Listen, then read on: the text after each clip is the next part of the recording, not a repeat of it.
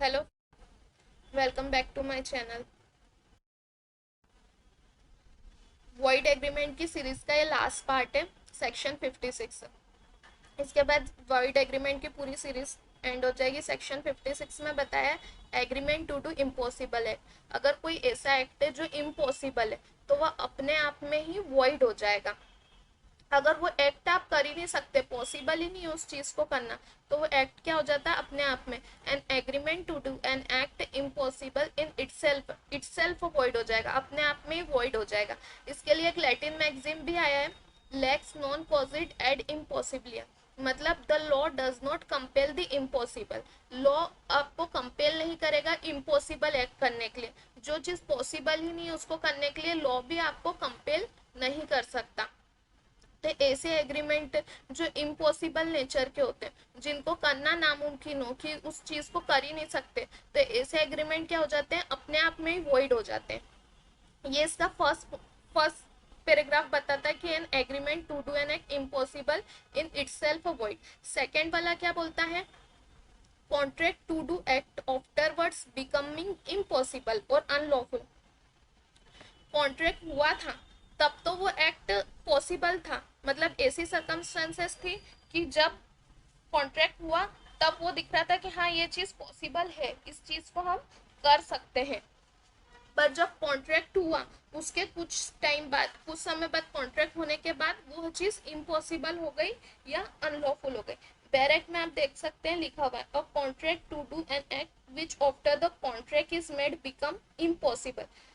Contract बनने के बाद इम्पॉसिबिलिटी आ गई, किस रीजन से, सम इवेंट के वजह से, या promisor could prevent unlawful becomes void when the act become impossible और अनलॉफुल। मतलब ऐसी कोई सर्कमस्टेंसेस आ गई कि वो एक्ट अब कर ही नहीं सकते। इसके लिए एक एग्जांपल हम लेते हैं। ए बी ने दोनों ने कॉन्ट्रैक्ट किया शादी करने का।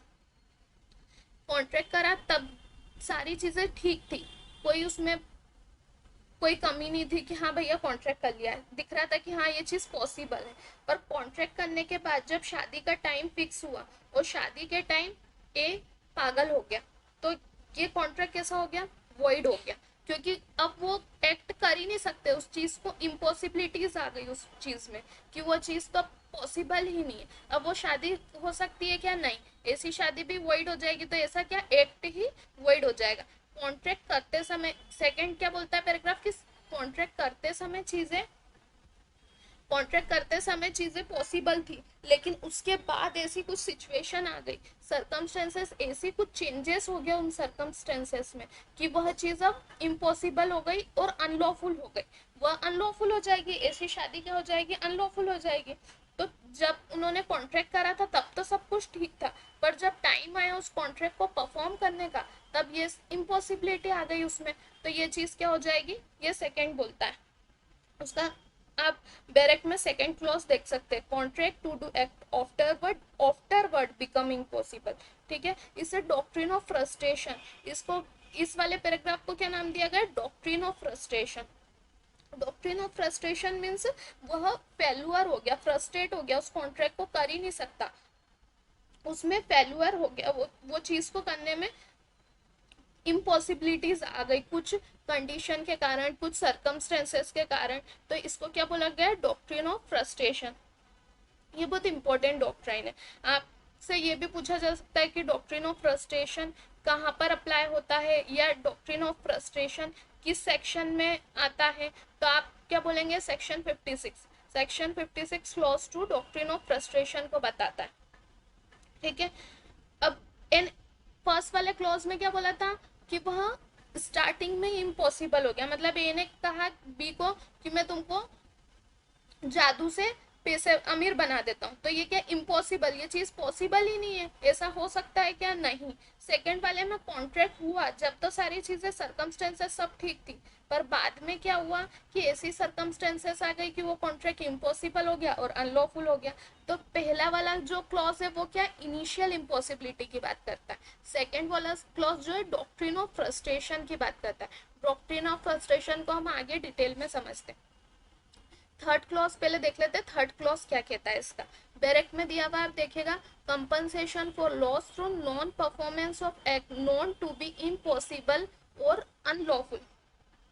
आपको एक पार्टी को पता है, मतलब क्या हुआ, where one person has promise to do something which he knew or with reasonable diligence might have known and which the promise did not know. या प्रॉमिस नहीं जानता, प्रॉमिसर जानता है कि जो एक्ट है, जिस चीज का प्रॉमिस हो रहा है वह पॉसिबल नहीं है। उसने ऑर्डिनरी डिलीजेंस से, रिजनेबल डिलीजेंस से पता लगा लिया है कि जो चीज का ये प्रॉमिस कर रहा है वो चीज पॉसिबल नहीं है, पर यहाँ पर promise he did not know लिखा हुआ है, promise he did not know to be impossible और unlawful, such promisor must make compensation to such promisee.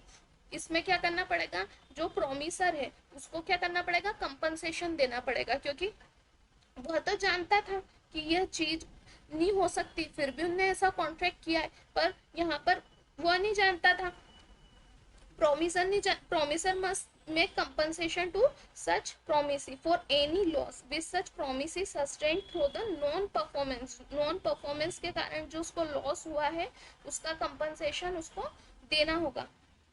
ठीक है, आई बात समझ में। यहाँ क्या कह रहा है, एक एग्जांपल के थ्रू मैं बताती हूँ।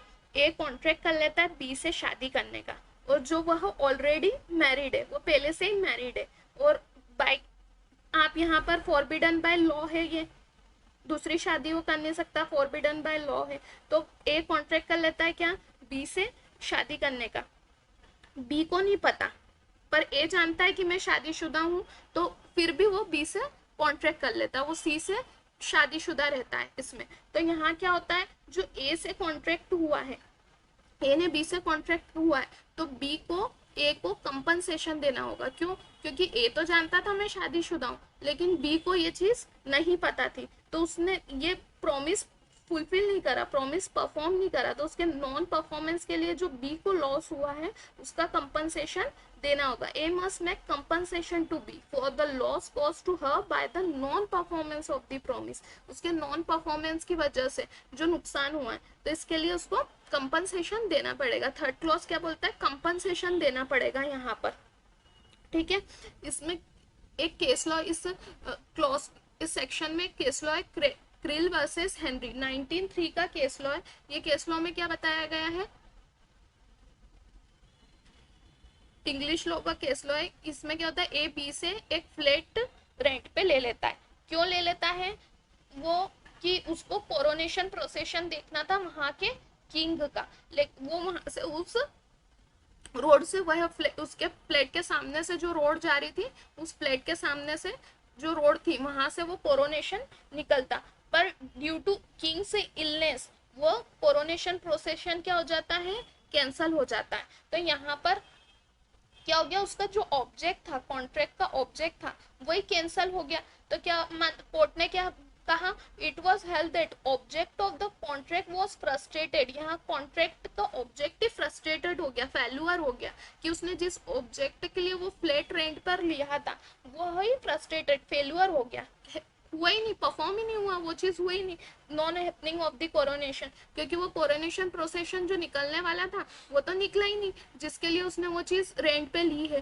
तो ये ब्रीच ऑफ कॉन्ट्रैक्ट नहीं माना जाएगा, डॉक्ट्रिन ऑफ फ्रस्ट्रेशन की कैटेगरी में आया। ऐसे कोर्ट ने कहा ये ब्रीच ऑफ कॉन्ट्रैक्ट नहीं है, ये डॉक्ट्रिन ऑफ फ्रस्ट्रेशन आएगा।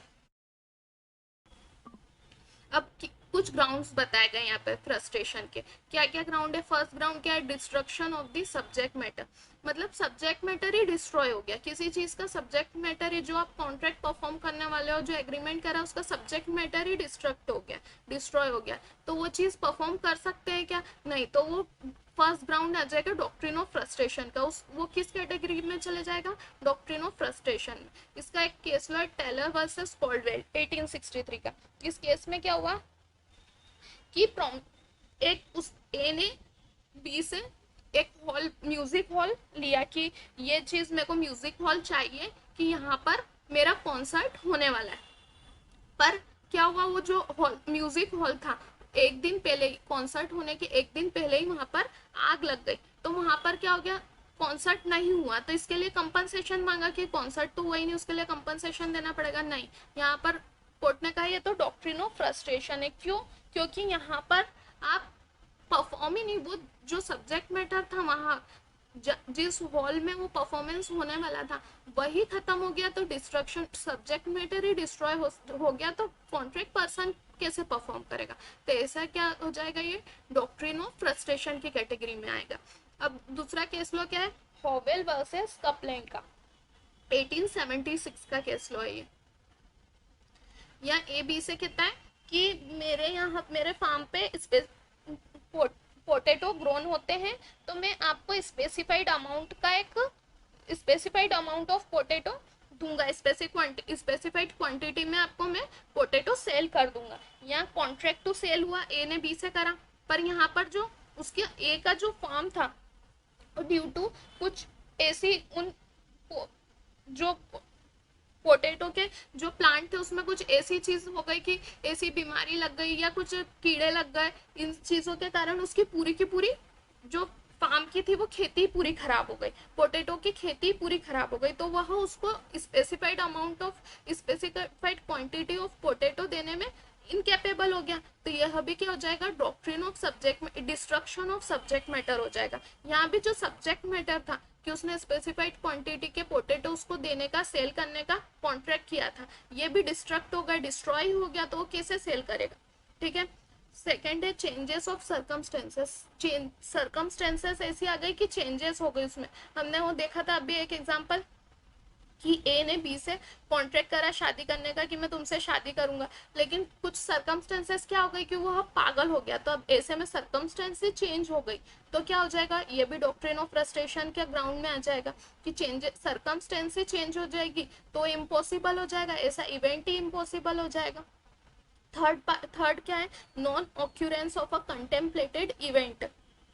जो इवेंट है, कई बार क्या होता है कि परफॉर्मेंस ऑफ कॉन्ट्रैक्ट जो रहता है वो पॉसिबल रहता है, but non occurrence of contemplate, but जिस इवेंट के लिए वो ऑक्यूरेंस करा, जो इवेंट के लिए वो करा है वही कंटेम्पलेट हो जाता है, तो ऐसे में भी is the reason of contract the value of performance is destroy. इसका भी एक केस लो है, Parshottam Das versus Batala municipal committee, AIN 1949 का। यहाँ क्या क्या करा, म्युनिसिपल कमिटी ने लीज आउट करी सर्टन टांगा स्टैंड को, एक टांगा स्टैंड को म्युनिसिपल कमिटी ने प्लेंटिफ को दिया 5000 में, बट वहां पर क्या हुआ, किसी भी टांगा ड्राइवर ने उस पूरे साल वहां पर कभी भी कोई भी टांगा ड्राइवर था उसने वहां पर अपना टांगा नहीं रखा, the contemplated event he contemplate हो गया यहाँ, तो ये event not happening occur the doctrine of frustration, तो यहाँ पर भी क्या हो जाएगा, डॉक्ट्रिन ऑफ फ्रस्ट्रेशन अप्लाई हो जाएगा, क्योंकि परफॉर्मेंस तो ठीक ठाक थी कि हाँ परफॉर्म कर सकते थे, लेकिन इवेंट जिस इवेंट के लिए उसको टांगे रखने के लिए जो जगह दी थी वहां कोई ड्राइवर ने उसका टांगा ही नहीं रखा, वो इवेंट क्या हो गया, कंटेम्पलेटेड हो गया। ठीक है। फोर्थ वाला आ जाता है डेथ और इनकेपेसिटी ऑफ पार्टी। पार्टी की डेथ हो गई या पार्टी इनकेपेबल हो गई उस कॉन्ट्रैक्ट को परफॉर्म करने के लिए, तो अब पार्टी इनकेपेबल हो जाएगी तो आप उसको यूं नहीं कह सकते हो कि आप परफॉर्म तो करना पड़ेगा। अगर पर्सनल परफॉर्मेंस की बात है तो आप उसको बोल ही नहीं सकते हो, पर्सन ही मर गया या इनकेपेबल हो गया ड्यू टू इलनेस या एनी अदर रीजन, तो आप उसको कुछ कह नहीं सकते। रॉबिन्सन वर्सेस डेविंसन केस में क्या हुआ था कि पियानो प्लेयर ने एक कहा था कि मैं आज ये इवेंट करूंगा, उसका पियानो का शो था, पर उसके पहले ही उसकी डेथ हो गई, तो वो कॉन्ट्रैक्ट आप उसको नहीं कह सकते। अब इंसान की डेथ ही हो गई तो आप उसको थोड़ी कह सकते कि नहीं आपको फिर भी परफॉर्म कैसे करेगा, परफॉर्म ही नहीं कर सकता। तो ये डेथ और इनकेपेसिटी ऑफ पार्टीज ये भी आ जाएगा इसमें, डॉक्ट्रिन ऑफ फ्रस्ट्रेशन अप्लाई हो। नेक्स्ट क्या है, गवर्नमेंट और लेजिस्लेटिव इंटरवेंशन। गवर्नमेंट या लेजिस्लेशन का कोई इंटरवेंशन हो गया कि नहीं ये चीज अनलॉफुल है या इस चीज को तुम परफॉर्म नहीं कर सकते, ऐसा कोई इंटरवेंशन कर दिया कॉन्ट्रैक्ट को परफॉर्म करने के, कोई भी लेजिस्लेटिव और एडमिनिस्ट्रेटिव ने कि नहीं आप इसे परफॉर्म नहीं कर सकते, ये वाला लाइसेंस आपका कैंसिल कर दिया जाता है, तो ऐसा कोई इंटरवेंशन भी हो गया तो वह भी डॉक्ट्रिन ऑफ फ्रस्ट्रेशन की कैटेगरी में आएगा। इसका बहुत इंपॉर्टेंट केस लॉ है Satyabrata Ghosh versus Mugneeram Bangur and company, AIN 1954 का।